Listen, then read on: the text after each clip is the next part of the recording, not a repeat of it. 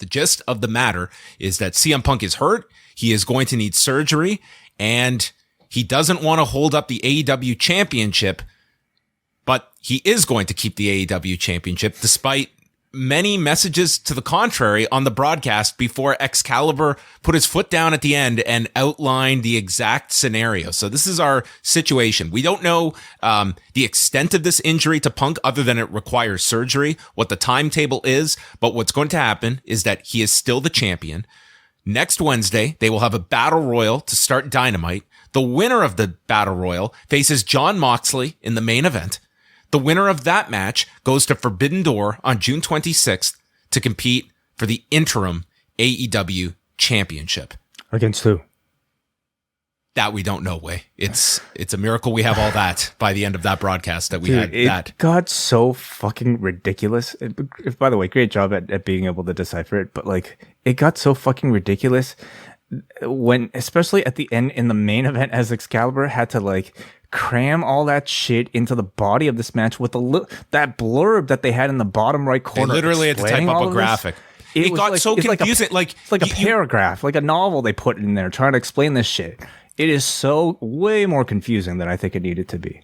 Well, I mean, the funny part is that I watched the promo and the way I led it, I took it to be that he's relinquishing the title. That was my impression. And then after the commercial break, Chris Jericho flat out said he has relinquished the championship. So that was obviously Jericho's impression because he's not being fed that line because it was incorrect. And then it was all the confusion about whether what's the status of the title. And obviously, I don't know what was happening. Wait, I can't imagine Jericho would have said that without Tony in his ear, right?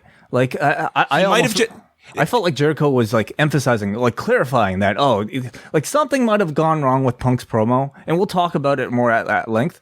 But there was a line in there that was certainly missing to exactly clarify what the situation was. The fact that he still gets to keep the championship, but there's going to be an interim championship. Well, he did state he doesn't want to hold this title up. There's plenty of deserving people. But then Tony Khan told him, I believe in you. And I guess that is, anyway, it doesn't matter because the end result is that this is an interim title that they are introducing and Punk is holding on to this title, which in theory would suggest that this is not going to be something where he's gone for 9 months. It's not something that extreme, but it is obviously, it's a huge blow to their immediate plans, having just put the title on Punk, having just shot the angle with Hiroshi Tanahashi, and also choosing it's a very difficult pay-per-view cycle to do this. In Chicago, where you're not going to have Punk at least wrestling on that show. He may have another role on it. But on top of it, like the logic of it too, if you're just looking at it from a storyline perspective, is Moxley going to be facing a New Japan star for the AEW title? And from AEW's perspective, like what, like you're competing with this other company. Why would you be putting your title into a potential New Japan wrestler to walk away with? So yeah, even going off air, I had questions because I mean I thought it would be Moxley versus the Battle Royal winner to determine the interim championship at one point, and then it was clarified that match was going to be just the main event of Dynamite. Winner goes on to face for somebody for the interim championship, but the question remains: who is that person that is going to challenge for the interim championship outside of the winner of Moxley and the Battle Royal winner? Does it have to be a New Japan star? Not necessarily. I'd argue do it on Dynamite then. Show. Do it on Dynamite. Well, yes. You are. Sure. I understand you're trying to sell. I guess you want this championship on that pay-per-view. I am sure all of this has come together pretty quickly, and they're probably scrambling to readjust plans that they've mapped out for the next 4 weeks. So I do give some leeway there. So here's the thing: they didn't need to confuse it all by announcing it all at the end. All Excalibur needed to say is tune in on Wednesday for an update on the situation, and that's really it. You want to promote this. You want to promote like that you're doing this match. I didn't mind the ending. I mean, it was a lot of information to throw at you, but that was important for next week's show instead of just tune in to find out. I think it would have been fine. You would have drawn just as many people. I mean, whatever. You're right. Like in the end, it doesn't matter because people are going to go on the internet. They're going to listen to podcasts like these. They're going to go on message boards and do the sleuthing themselves to figure out exactly what was going on. It just felt like really sloppy television by the end. Between all of it, yes, it did have a lot of, just mixed messages and people very confused of what was going on. But just in terms of your reaction to the Punk news, I mean, this is as big a blow as you can have at the moment, where your big star is now down for an undetermined period of time. You have also, in theory, done all of this stuff with MJF, where he kind of has to disappear for at least a little while. It would seem like a very reactionary move to just bring him back instantly and do something here with, even though he's your hottest guy at the moment. He's the hottest guy in the company, hottest guy in the industry. And after cutting a promo like that and being directly associated with CM Punk at the end of that segment, I feel like he's a shoo-in for this role. I mean, we could discuss what exactly the current situation is behind the scenes, whether or not MJF has, signed a new deal or whatever. These are things we don't know.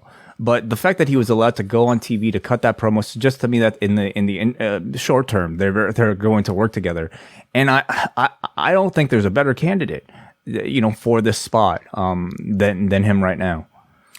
I don't have a strong argument against that he is your biggest character now on the show. And I look at this, that they are going to put so much time and resources into trying to get this angle over to people as real, when I don't think any of your audience is looking at any of this as real anymore. It's like you're not creating that facade for people, that you are going to go to the ends of the earth to try and convince people that this is real. And is there going to be that payoff at the end of it? I mean, maybe there will be, but jettisoning MJF to a big title picture, like I can see that proving immediate short-term dividends, if not long-term.